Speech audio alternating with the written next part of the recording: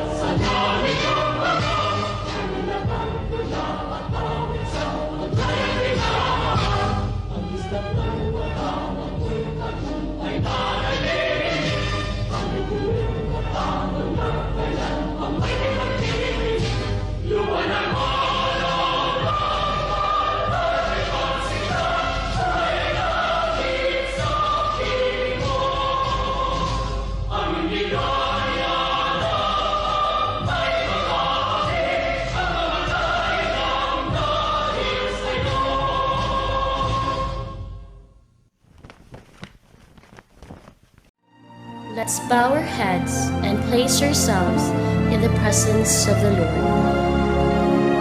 Dear Heavenly Father, we thank you for gathering all of us today in this important event.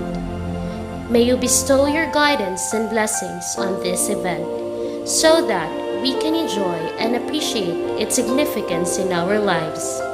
Bless everyone present here today, that each one of us may be able to share what he or she have for your glory and honor. Grant good health and safety to our loved ones left at home, and peace and goodwill to all men. May the various activities related to this event be a success through your intervention. We ask all of these in your name. Amen.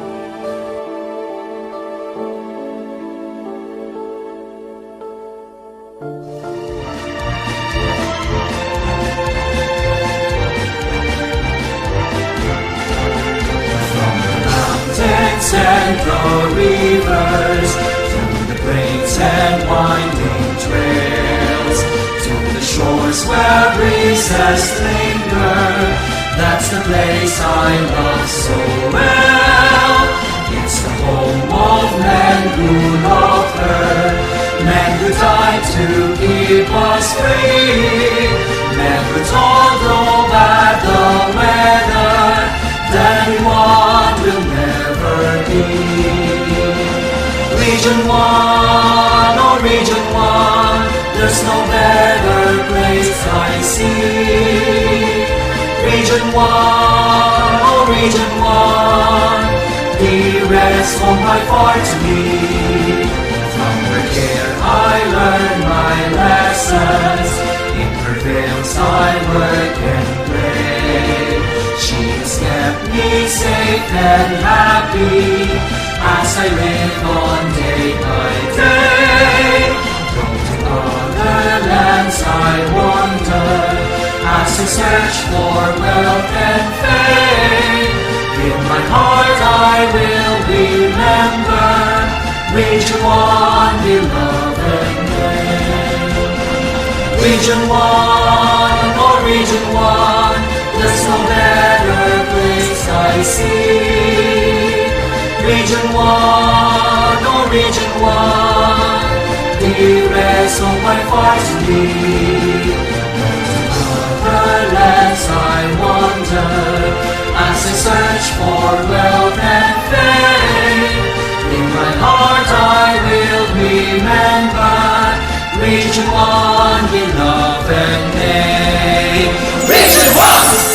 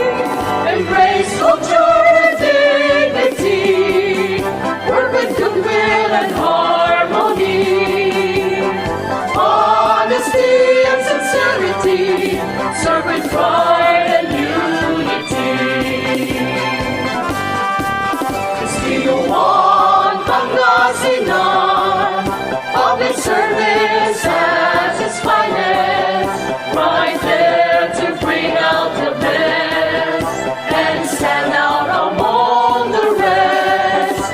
Share kindness for the nature that our children will treasure, where they live a brighter future and make our dreams to nurture. As the one from it's still one, you are the one. Anchor of every child's journey, maker of bright destiny. Embrace culture and dignity, work with goodwill and harmony. Honesty and sincerity, serve with pride and unity. There's still one from passing on. There's still one, you are the one. Anchor of every child's journey, maker of bright destiny. Embrace culture and dignity, work with goodwill and harmony. Honesty and sincerity, serve with pride and unity.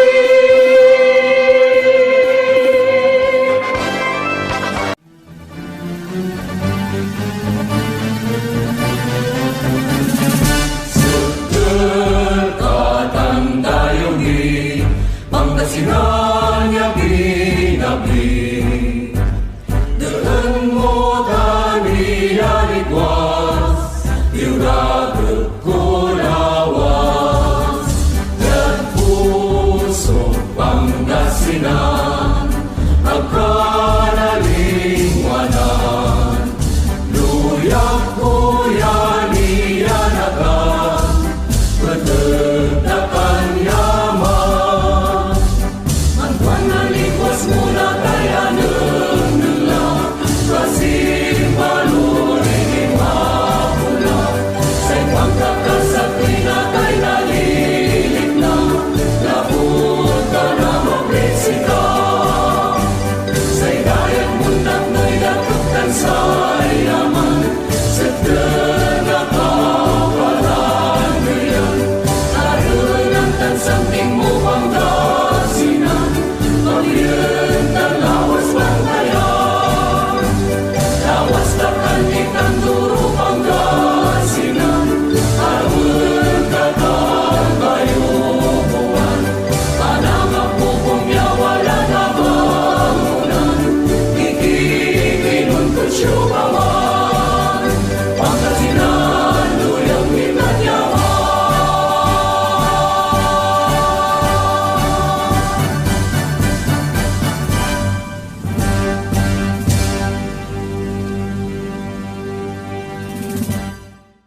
this juncture, let us all lean our ears to hear the message of our beloved and hardworking servants of the Department of Education, our Secretary, Yunor M. Briones.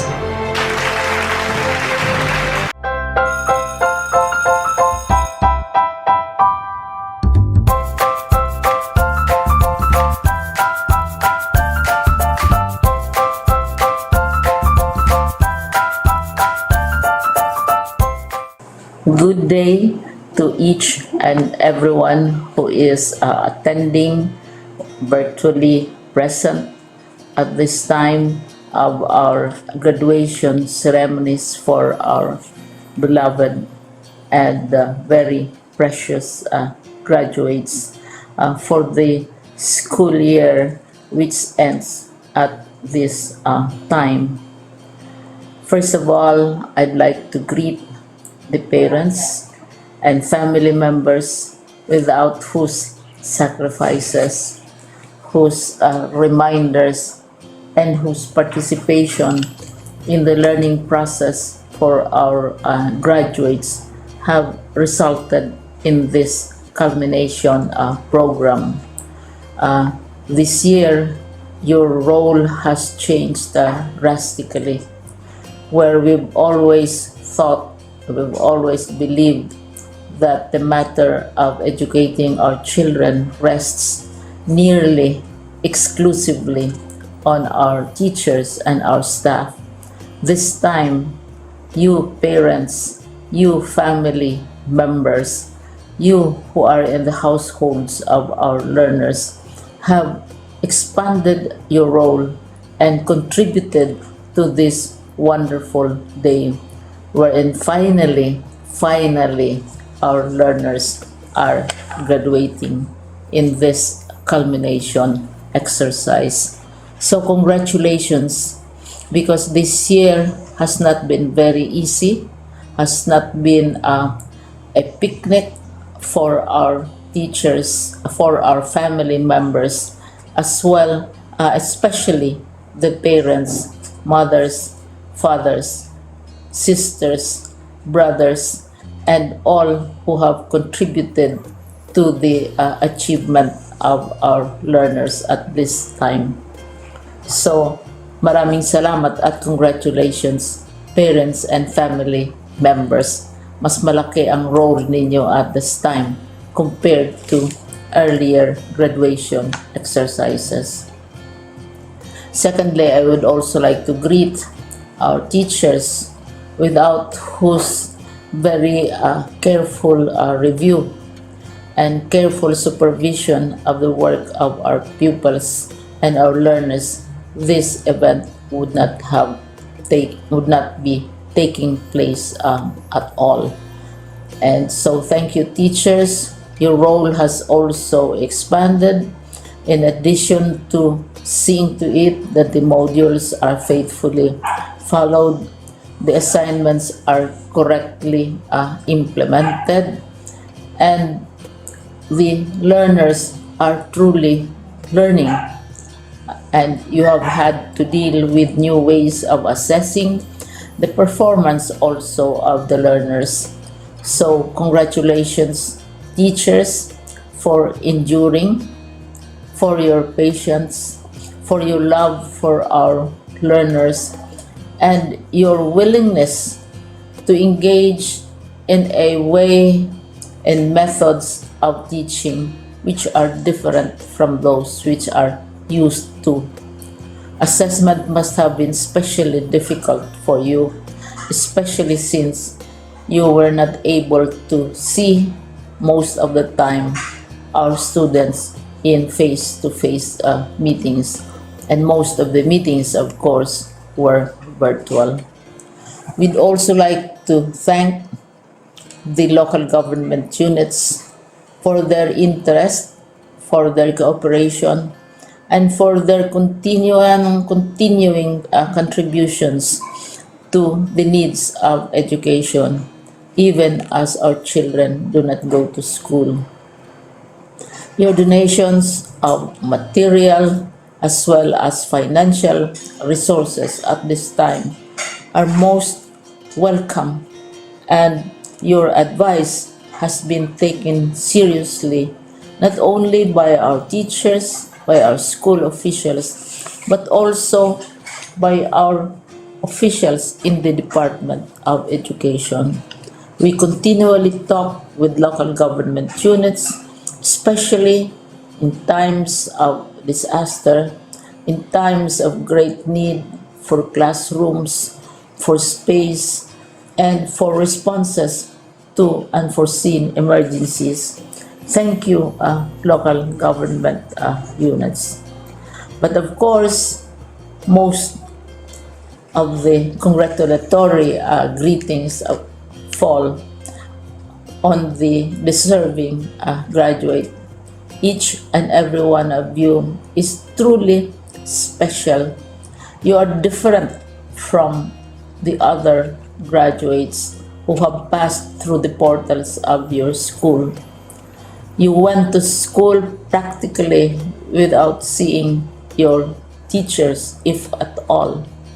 You went to school with your parents, your mothers, and your fathers hovering over your shoulders and seeing to it that you are able to complete your assignments. You are completing your studies at a time when examinations and assessments are different. You are culminating these long months of hard work at this time, even as you have to do family chores, even as you are distracted, and even as your world has turned upside down, and it seems and it appears as if we don't know what the future holds and what will happen next.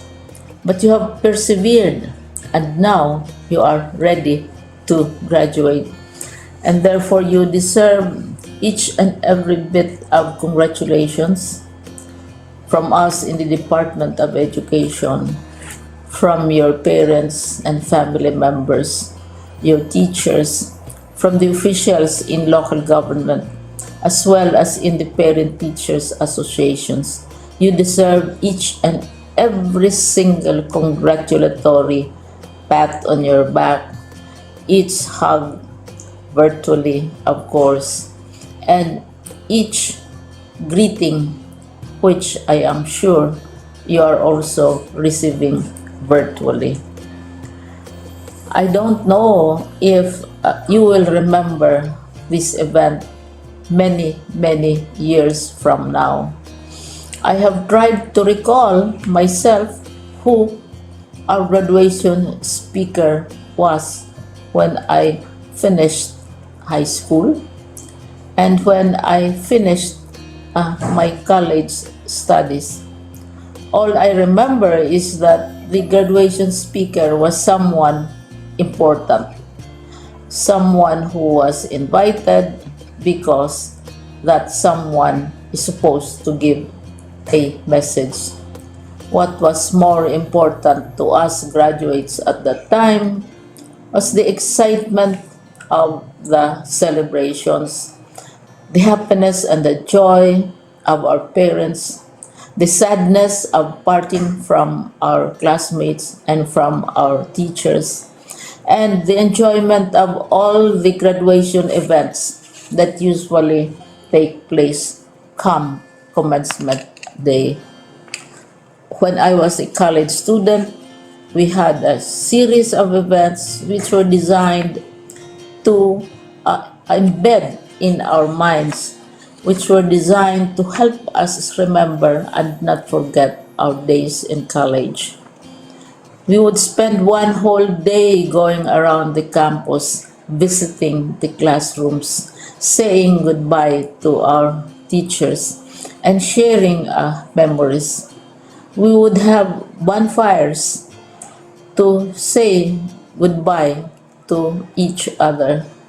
We had baccalaureate services where we committed ourselves to God and we prayed for guidance when we go out into the world. So many celebrations, and the speaker, of course, is the least important and easily forgotten component of the graduation exercise. Nonetheless, I will exert all efforts to share with you what I see are things or issues which a graduate should remember and recall. I have said that you are very special. You are very different. You are pioneering. There has been no other class like your class. There has been no other graduate like you as a graduating student, because you are the very first graduate of the blended learning response to education in the Philippines. And so you ask yourself, what awaits you in the world outside? You can either work, because the kind of curriculum you survived and underwent as a student will enable you to go to work if you wish to go to work. Some of you will proceed to further studies, and this would be a wonderful thing because there are many opportunities for further expanding your knowledge, for further answering and looking for explanations of issues, events that make you curious, especially in science, in technology, and also in the arts. So you can work, you can go to further studies, and perhaps some of you will settle down, hopefully not too soon, so you can pursue what you really want to do. So today, this is why we call this exercise a commencement exercise. It's not the end of our studies. It's not the end of all our efforts with blended learning, with modules, with floods, with earthquakes, and of course with COVID. It's a commencement of doors opening to you. More doors will be opened because you are a graduate. You can work, you can proceed for further studies, you can help your parents, and you can perhaps look for opportunities to do what you have always wanted to do, whether at work, whether at advanced studies, whether at learning more in science and technology, in mathematics, and in the arts. All of these opportunities are available to you. More doors are being opened. I hope you will select the door which arouses your curiosity, the door which will help you know more about this world, and the door which will allow you to contribute to the development of our country and contribute whatever we can to solve our problems and our challenges. Congratulations once more to each and every one of you. Congratulations to you, parents and family members. Congratulations to you, teachers.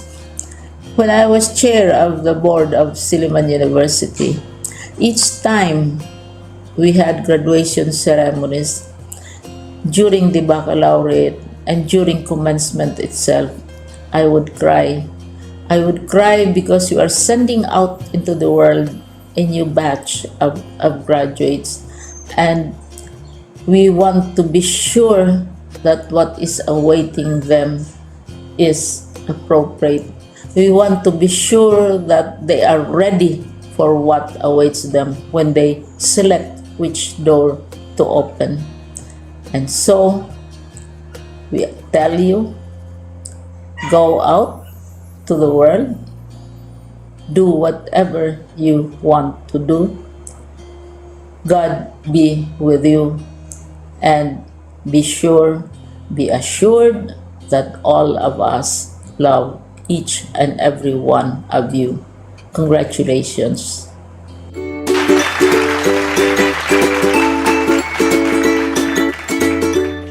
Our Regional Director, Tolentino G. Aquino.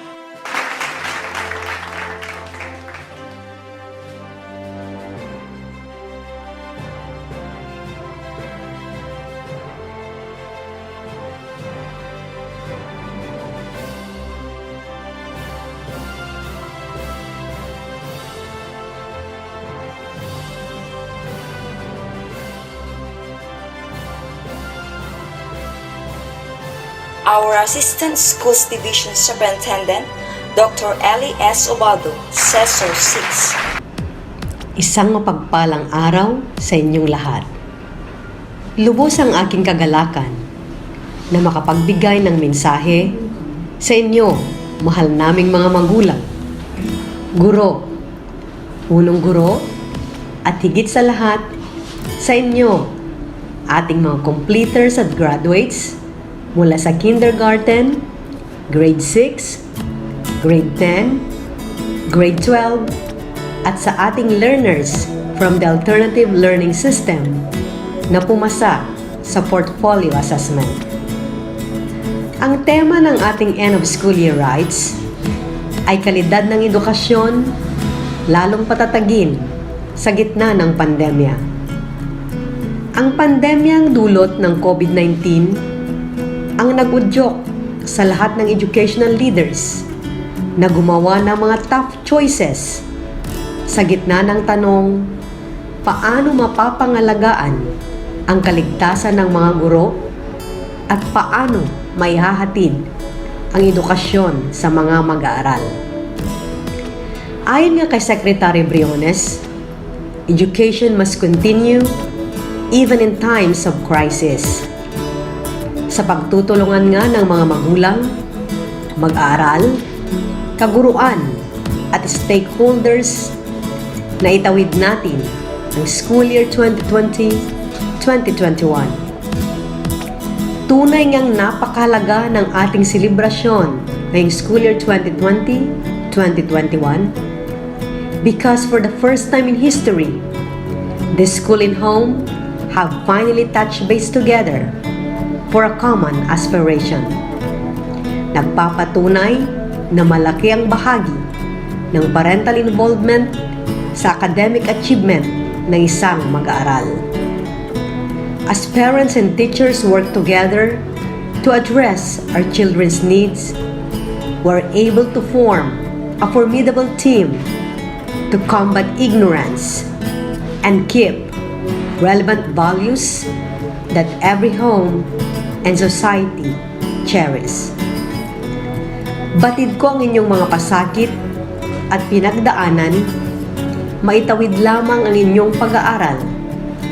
Mental stress, dala ng independent learning, unstable internet connectivity, problema sa kahirapan ng buhay. Ngunit lahat ng ito ay napagtagumpayan ninyo. Ang inyong ipinakitang tibay ay kamangha-mangha. Ito ay nagpapakita ng katatagan ng ating mga mag-aaral. Lastly, gusto kong sabihin sa inyo, please appreciate your parents. To be a good father and mother requires that the parents defer many of their own needs and desires in favor of the needs of their children. You never know what sacrifices they went through for you. Respect your teachers. Teachers spend most of their nights planning, most of their mornings explaining, most of their afternoons correcting, most of their years encouraging, most of their lives stressing what matters most in life, and it's all for your future. So don't make their jobs more difficult.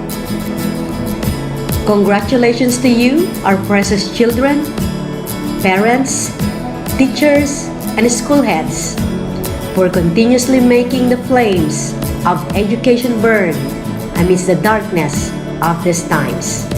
Mabuhay!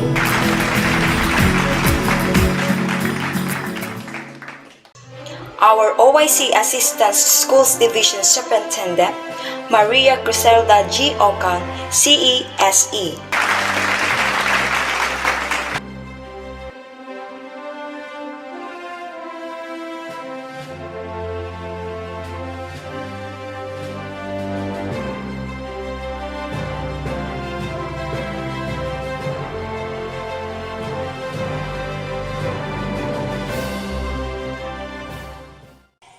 Our Public Schools District Supervisor of Malasiki 2, Dr. Nila U. Ferrer.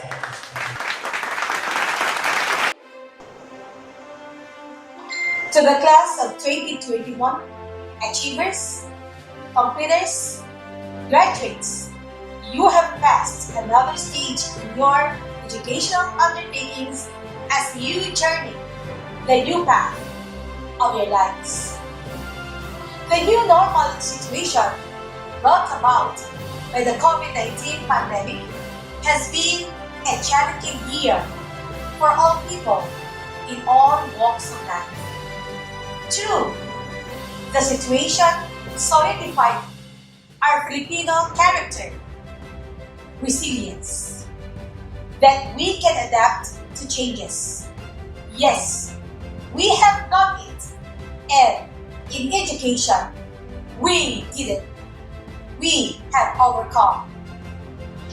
Hats off the school heads' exemplary performance as they managed their schools in the implementation of learning delivery modalities for school year 2020-2021.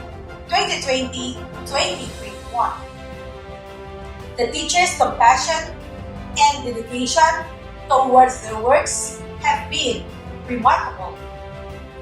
The learners who have coped to their preferred learning modalities, the parents and guardians, incomparable sacrifices and support to the school children, and acted as learning facilitators. The stakeholders, community support, they who worked hand in hand to ensure that the learners of the new normal continue to improve in their competencies. You are all commendable. With God, who gives the best for all, you shall never fail.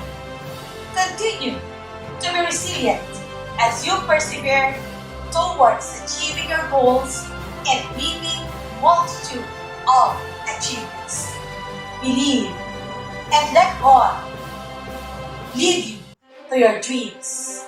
Keep the flames of resiliency burning as you empower and transform yourselves.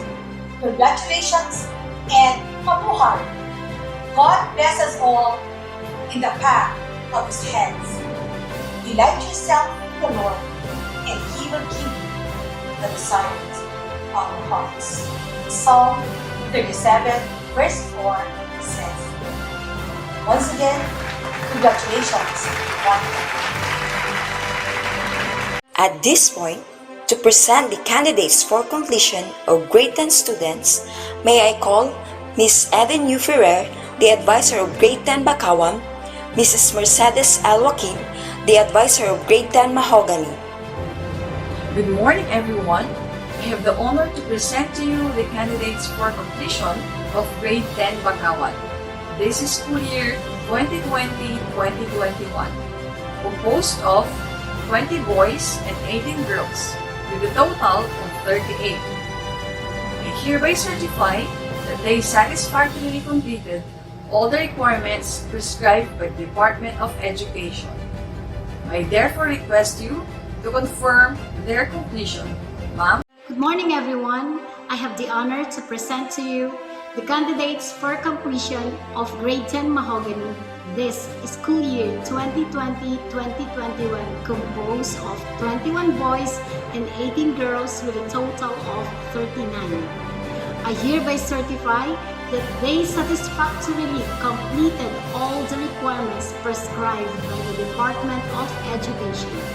May I therefore request you to confirm their completion, ma'am.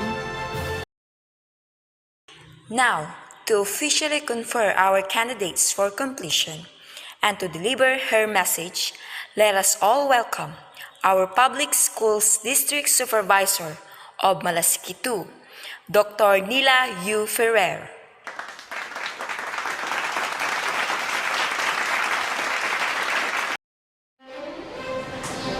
By the authority vested in me, by the officer in charge, Office of the Schools Division Superintendent, and acting upon the recommendation of your principal, Dr. Jocelyn Junio, that you have successfully completed all the requirements as prescribed by the Department of Education for junior high school and senior high school.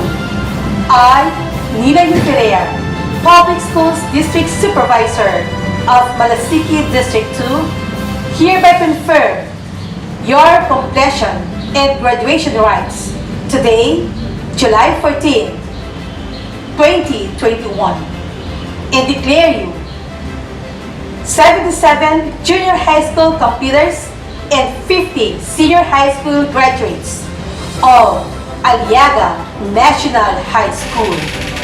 I therefore confer upon you all the rights and privileges thereto appertaining. Congratulations. And to give her message, let us all welcome our lovely, loving, and hardworking school head of Aliaga National High School, Dr. Jocelyn V. Junio.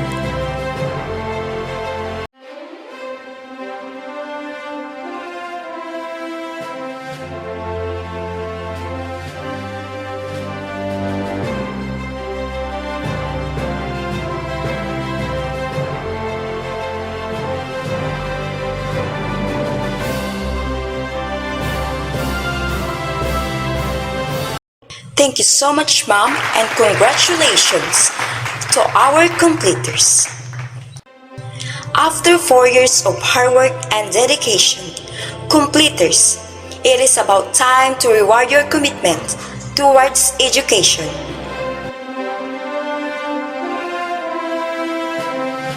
Ladies and gentlemen, may I present to you the junior high school completers of our dear institution.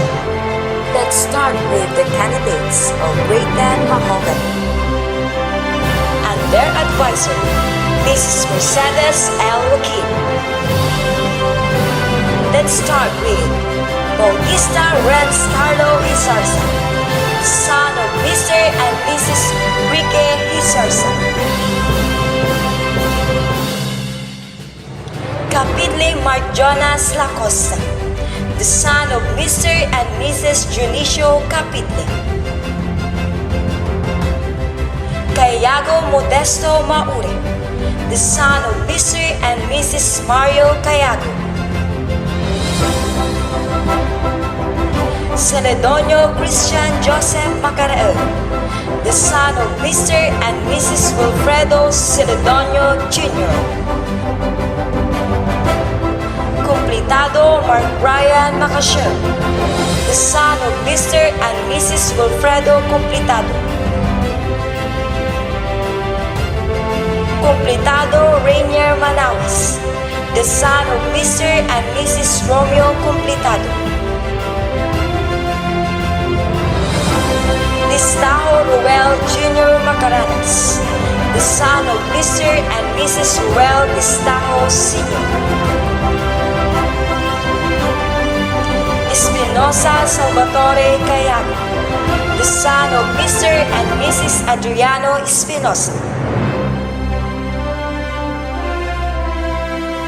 Ferrer Enzo Luis de Guzman, the son of Mr. and Mrs. Richard Ferrer.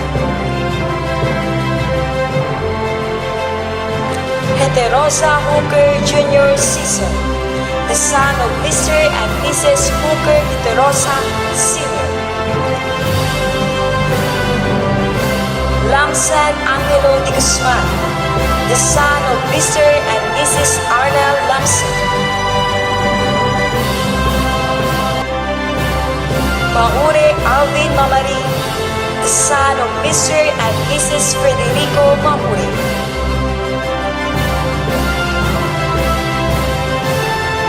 Maure Gerald Diaz, the son of Mr. and Mrs. Juan Maure.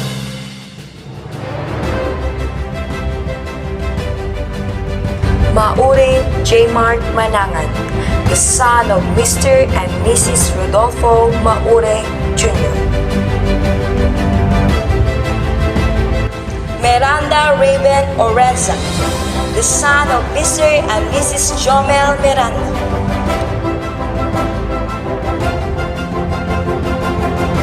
Padera Ralph Benedict Fabiano, the son of Mr. and Mrs. Ricardo Padera. Panuringan Russell Pukis, the son of Mr. and Mrs. Mamerto Panuringan. Rizzo Monfrancis Manzor, the son of Mr. and Mrs. Edmundo Rizzo. Soriano James Cuber Maure, son of Mr. and Mrs. Rowena Maure. Soriano Munchi, the son of Mr. and Mrs. Eduardo Pukis.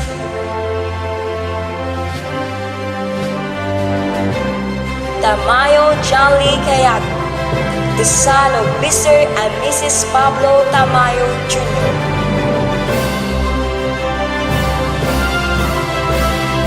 Dangel Cancin, the daughter of Mr. and Mrs. Danilo Daniel Aga. Los Angeles Anime Bulacan, the daughter of Mr. and Mrs. Mark Angelo Basanos.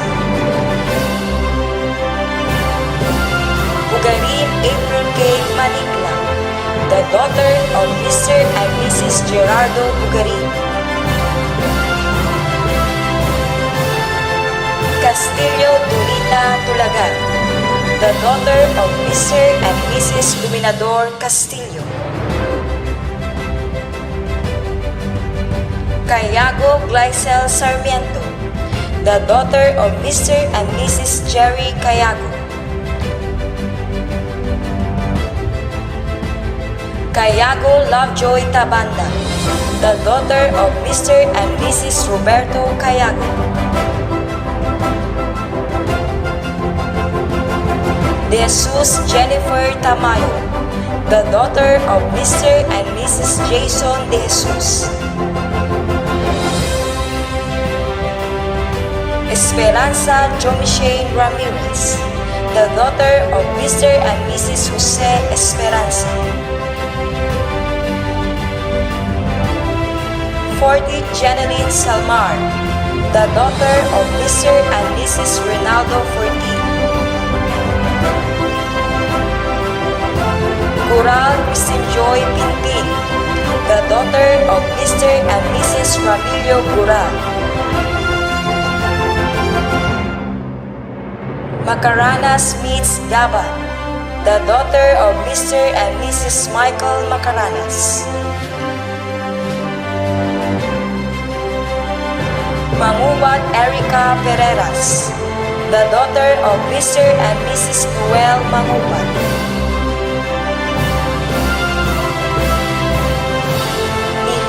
Jamaila Ferrer, the daughter of Mr. and Mrs. Teofilo Mintia.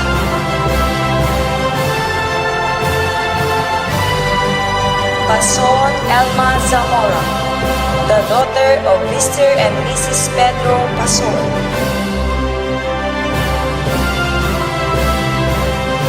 Ferreras Daniela Datuin, the daughter of Mr. and Mrs. Danilo Ferreras. Ramirez Jaya Micaela Maligte, the daughter of Mr. and Mrs. Jason Ramirez. Soriano Jaser Kayla Irive, the daughter of Mr. and Mrs. Samson Soriano. Viray Nicole Facon, the daughter of Mr. and Mrs. Ernesto Viray.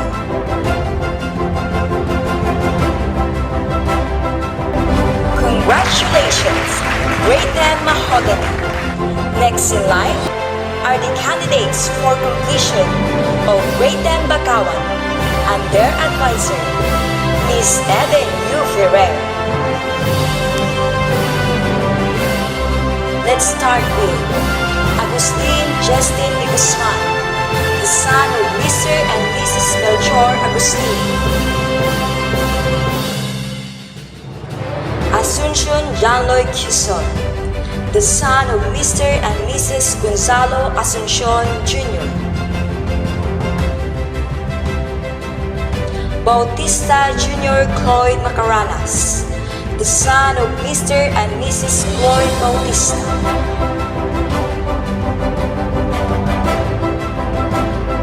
Kamurungan R.V. Sanchez, the son of Mr. and Mrs. Ronnie Kamurungan. Cancino John Ray Ventinilla, the son of Mr. and Mrs. Reynaldo Cancino. Cayago Junar Mauri, the son of Mr. and Mrs. Mario Cayago.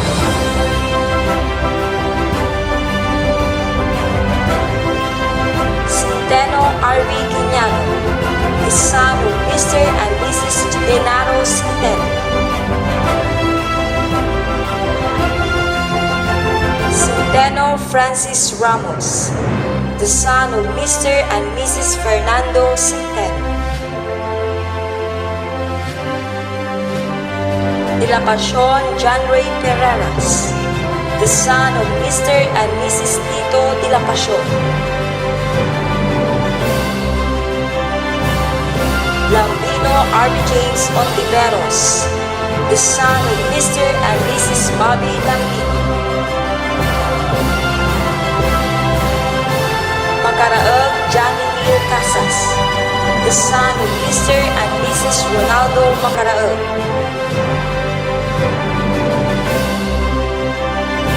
Magumpara Kenneth Joshua Cayago, the son of Mr. and Mrs. Michael Magumpara. Mamarato Junibert Cayago, the son of Mr. and Mrs. Junior Mamarato.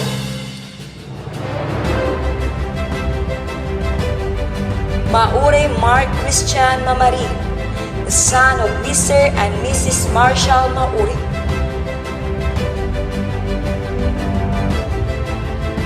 Maure Redem Villam, the son of Mr. and Mrs. Virgilio Maure Sr.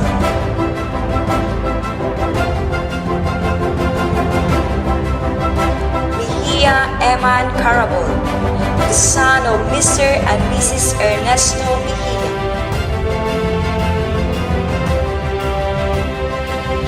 Perez John Justin Garcia, the son of Mr. and Mrs. Jonathan Perez. Quiñano J.B. Centeno, the son of Mr. and Mrs. Vicente Quiñano.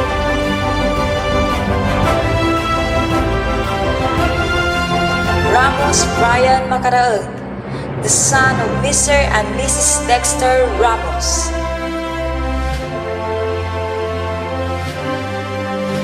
Tamayo Mark Vincent Isguera, the son of Mr. and Mrs. Virgilio Tamayo. Michelle Brazil Joy Macaraal, the daughter of Mr. and Mrs. Ruel Amichal.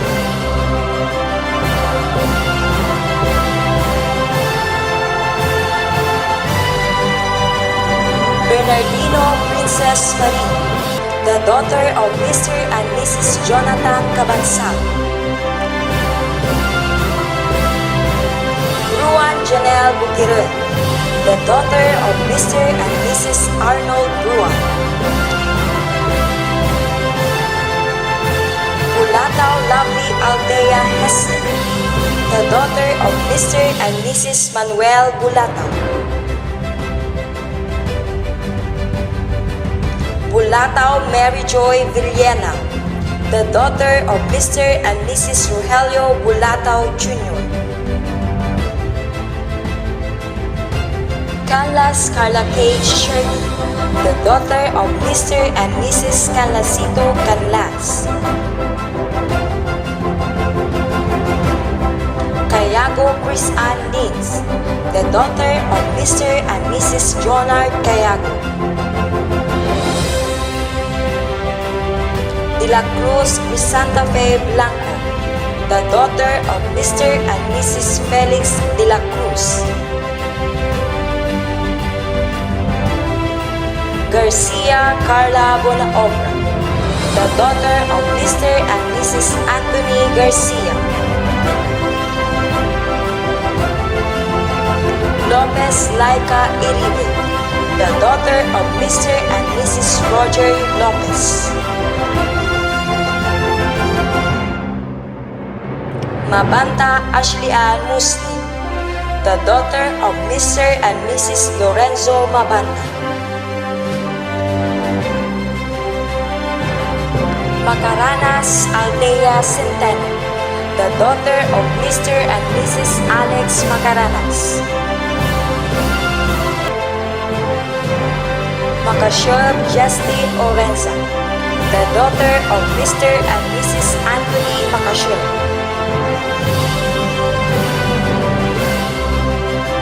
Mandapat Ashley Iribe, the daughter of Mr. and Mrs. Armando Mandapat. Livado Janeline Salinas, the daughter of Mr. and Mrs. Al Nivado.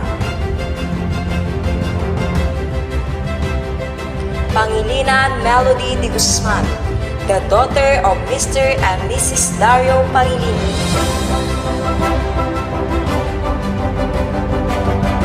Panuringan Naisa Chanel Ramirez, the daughter of Mr. and Mrs. Nelson Panuringan. Poliente Angela Macashon, the daughter of Mr. and Mrs. Rudel Poliente. Congratulations, Grade 10 Bakawan. We invited a very special guest to inspire all of us and to introduce our guest of honor and speaker. Let us welcome Sir Jesuit H. Galesha. Good day. Before I take the pleasure of introducing our guest of honor and speaker, allow me to express my gratitude to our school head, Dr. Jocelyn B. Junio, our head teacher, Mr. Carlos M. Espinoza, and to the advisors of Grade 10 completers, Miss Eden U. Ferrer and Dr. Mercedes L. Joaquin, together with the advisors of the Grade 12 graduating class of 2021, Mrs. Liza Marie Huacalia and Mr. Roderick Centeno, for spearheading this virtual ceremony. It is with deep pride and humility that I will introduce our guest of honor and speaker for this momentous event. An individual who has changed and whose action shows that poverty is not a hindrance to achieve her dreams. She finished her bachelor degree of BSE, major in English at Malasiki Agno Valley College, with the highest honor of cum laude. As she fulfills her dream of becoming a professional teacher, she is currently employed at DepEd San Carlos City Division, sharing visions in life to out-of-school youth as an alternative learning teacher. With pleasure, an alumna of Aliaga National High School, I present Miss Zarina Tamundong de la Cruz.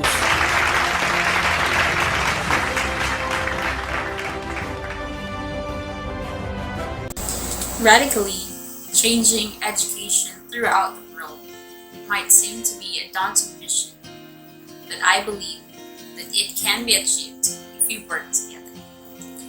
To the highly esteemed school principal of Aliaga National High School, Dr. Jocelyn V. Muñoz, the high caliber head teacher, Mr. Carlos M. Espinoza, the highly proficient teaching force of Aliaga National High School, parents, friends, candidates for moving up and graduation, a pleasant day to all of us. It is a great honor and privilege to be your guest of honor and speaker for this year's Moving Up and Graduation Ceremony with the theme, Kalidad ng Edukasyon, lalong patatagin sa gitna ng pandemya, or strengthening the quality of education amid the COVID-19 pandemic. Once again, I am Miss Zarina Tamundong de la Cruz, the daughter of Mr. Rodrigo Sanchez de la Cruz and Mrs. Leticia Tamundong de la Cruz, the sibling sister to David Clifford, Karen Christine, Diana Clarice, Kimberly, Natalie Kay, and Nathaniel. Most importantly, a very proud graduate and product of Aliaga National High School, batch 2010. I remember the day when I first started high school. That day was very nerve-wracking and full of mixed emotions. And at the same time, I knew I was happy because I knew that I was already able to help my parents lessen the hardship of sending 4 children in high school. What kind of help am I really talking about? I knew that my parents no longer and one more child at Aliaga National High School. That is why I chose not to go there, but instead I went to Aliaga National High School, where no fare or pamasahe is needed. I told myself, para patindi naman ang school principal, so parang magaling. And of course, quality education was also offered. I remember that I would walk from our home in Balimbag to Aliaga National High School every single day for the past 4 years. A pocket money of 10 pesos a day, I could say, was real enough for me to survive at school. It's just that when the rainy season would come, it is really a struggle for me to go on with my day-to-day going to school.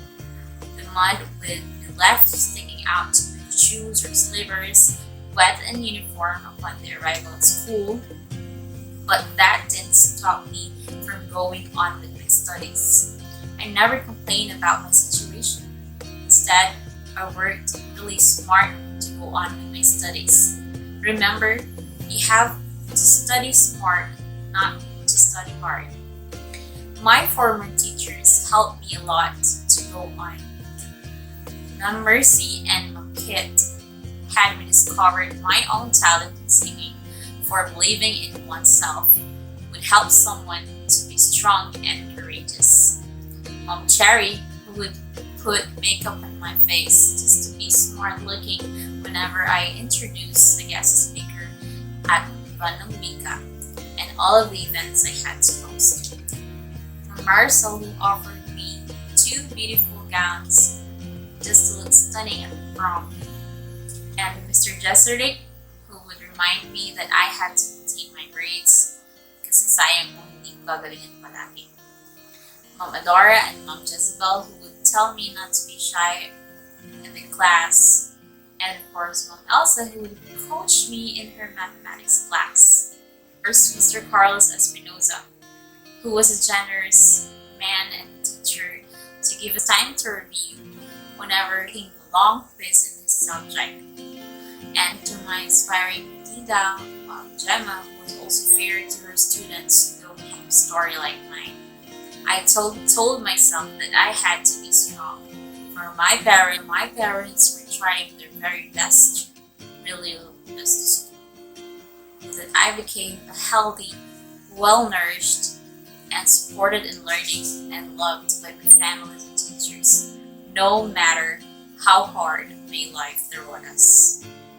It's like the fact that we are living amidst what is potentially one of the greatest threats in our lifetime to global education, a gigantic educational crisis. COVID-19 had a volcanic impact on all of us, learners, parents, teachers, and leaders. Overnight homes were transformed into classrooms and schools held into virtual space. The shockwaves of that eruption are forcing all of us to embrace a virtually real education world that is plagued by challenges but is rich in opportunity. Being that new opportunities, positive opportunity for students to manage their own learning. Respond students and families were living with the Department of Education's Learning Continuity Plan, containing learning delivery modes that were used. Aside from online learning, we had self-learning modules, TV, and radio for study. The challenge for teachers after introducing emergency remote learning to ensure the continuity of the Department of Education never stopped in operating a learning management system, and teachers have approached the new responsibilities with varying levels of expertise and confidence. The most obvious implications of the pandemic include the need to close schools, or at least invoke social distancing, rapidly ramp up online teaching and learning, keep children safe, inform and support parents to become partners in the children's education, but quality education was still sustained. The pandemic caught us all unaware, and we now work hard to do better and understand all the implications of such tumultuous disruptions to schooling and quickly enhance the quality and accessibility of remote education and get you children, you students, get back to school as soon as finding purpose requires knowing your whole self, not just who you are in the hallways of high school. That level of introspection can be accomplished by making reflection as a part of every lesson, helping students for moving up in graduation. Nothing in this world could stop you in achieving your goals. Not even poverty, not even a virus. Do everything we do with a sense of why. Well, this goes for everyone. Leaders, parents, teachers, and you, students. Let your voices and dreams be your motivation to studies. This message will also lead all of you to be a goal-driven, with a purposeful learning, work hard, work smart, not because you have to, but because you have a dream and dreams to come true. The goal is just forward progress. As I've said, congratulations to every leaders, teachers, parents, and of course to you, my dear candidates for moving up and graduation. This is proof of a job well done. Thank you so much. Thank you so much, Mom, for inspiring all of us. To award the Certificate of Appreciation, let me read the content of the certificate. Republic of the Philippines, Department of Education, Region 1, School Division Office 1, Pangasinan, Lingayen, of Aliaga National High School, Malasigi, Pangasinan. This certificate is awarded to Miss Sarina Tamundong de la Cruz in grateful acknowledgement of her distinguished and invaluable service rendered as guest of honor and speaker during the Moving Up program of Aliaga National High School with the theme, Strengthening the Quality of Education Amid the COVID-19 Pandemic, thereby contributing immeasurably to the prestige and success of the occasion. Given this 14th day of July 2020, signed by Mr. Carlos M. Espinosa, Head Teacher 3, Jocelyn V. Junio, ADD, is School Principal 2.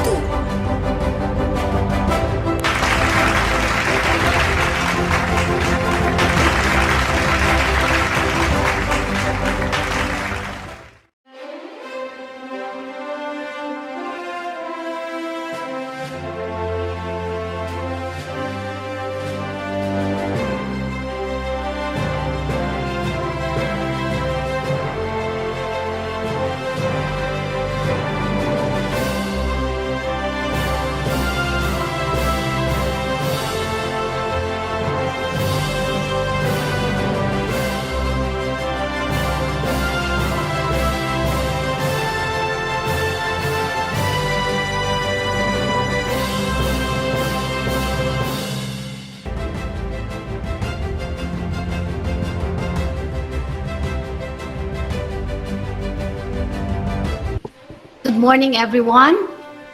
And now, the highlight and the most awaited part of this event. We have the awarding of academic excellence to grade 10 top performing students.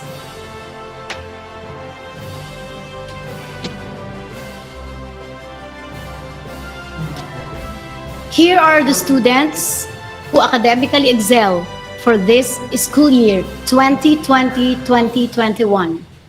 This is being arranged alphabetically based on National Memorandum Dep-Ed Order number 18 Series 2021 in paragraphs 31 and 32, which states that in the conferment of academic excellence awards, the announcement of the names of awardees in each category with honors, with high honors, with highest honors shall be done in alphabetical order to observe fair, impartial, and non-hierarchical manner of presenting the awardees.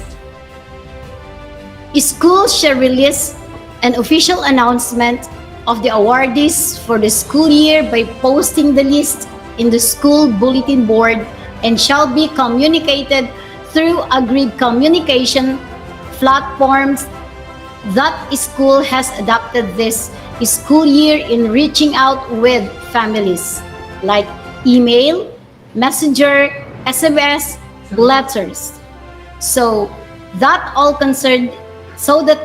the concerned stakeholders will be informed. So here are now the grade 10 academic awardees of Aliaga National High School school year 2020-2021.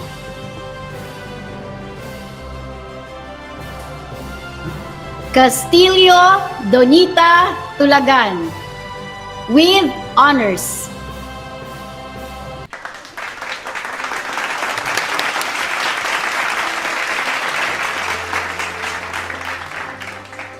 Congratulations to the proud parents and to Donita Castillo.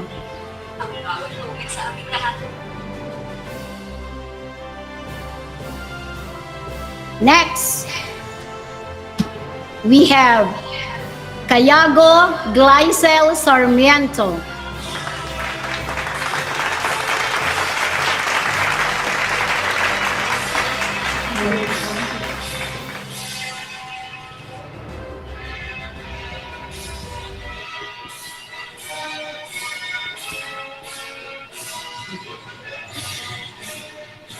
Glycel.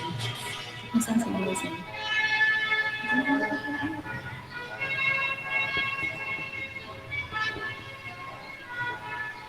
Glycel.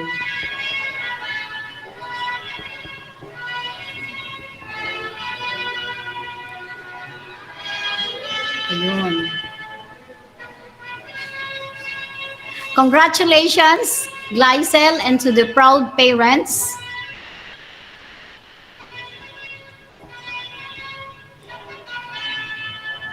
Next, we have Cayago Lovejoy Tabanda with honors.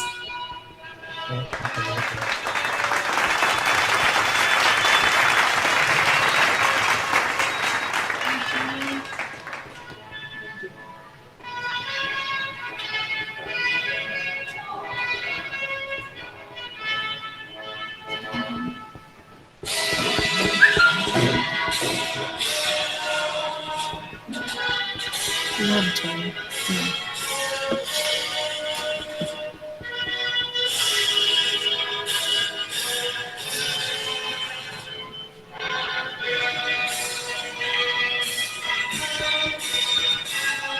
Congratulations, Lovejoy, and to the proud parents.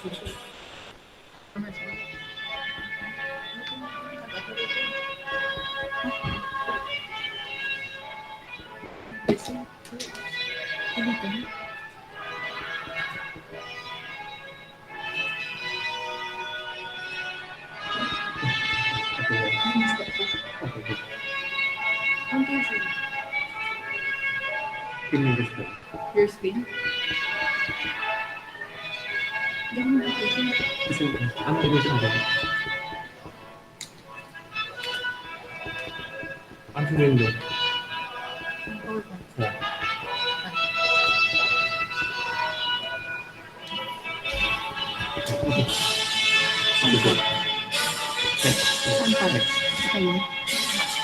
Next, we have De La Cruz Crisanta Fe Blanco with honors.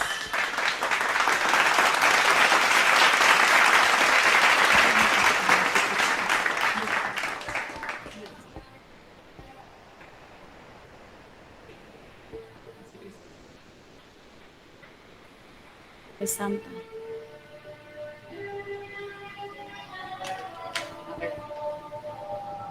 Parents mo. Hindi nakasama.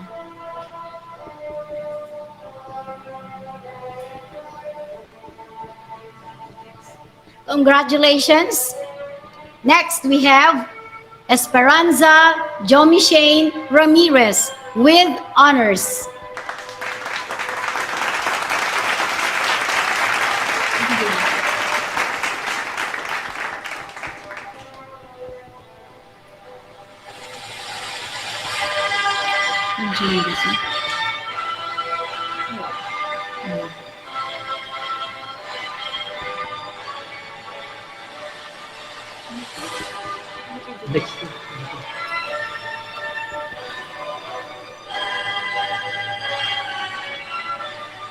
Next, we have 40th Jeneline Selmar with honors.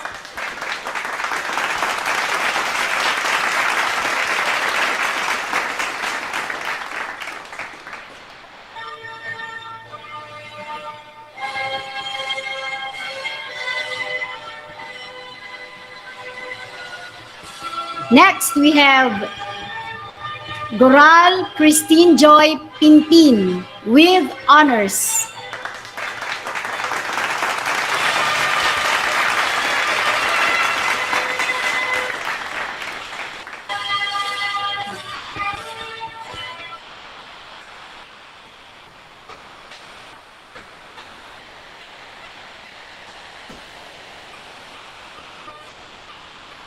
Next,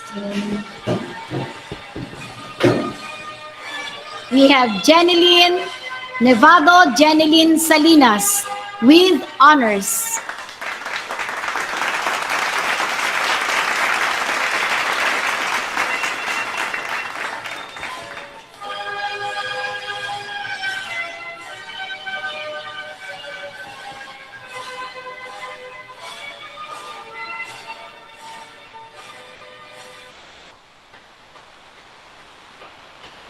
Pangilinan Melody de Guzman with honors.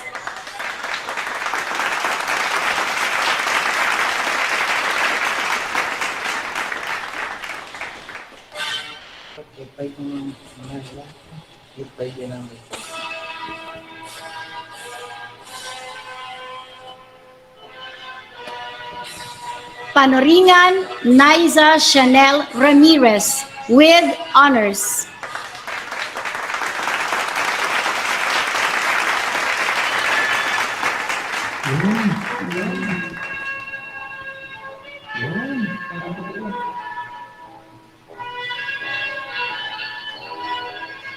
Congratulations. Ramirez Jaya Mikaela Malikdem with honors.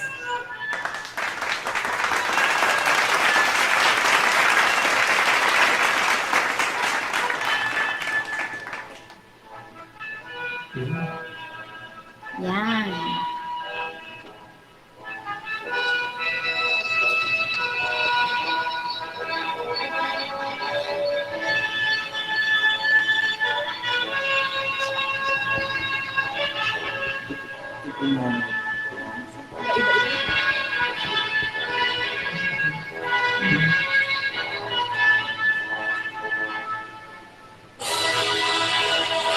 Soriano Jezreel Kyla Irive with honors.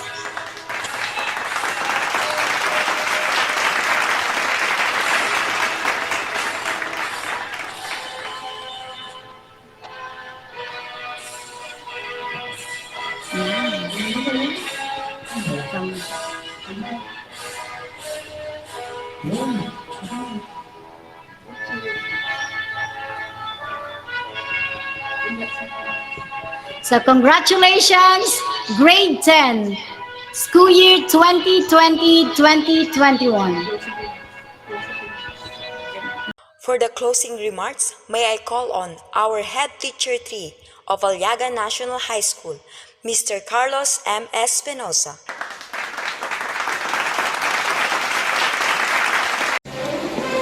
School year 2020-2021 ends.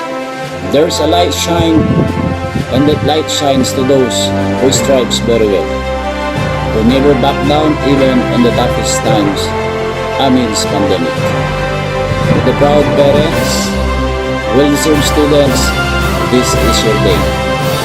The day that you waited after a year of sacrifices, hard work and perseverance in the new normal. One step done, another is coming. Never stop achieving. Continue to strive for the next step that will make you the best you want to be. May I congratulate all the teachers for a job well done, and to all academic awardees, congratulations on your well-deserved success. Mabuhay po kayong lahat.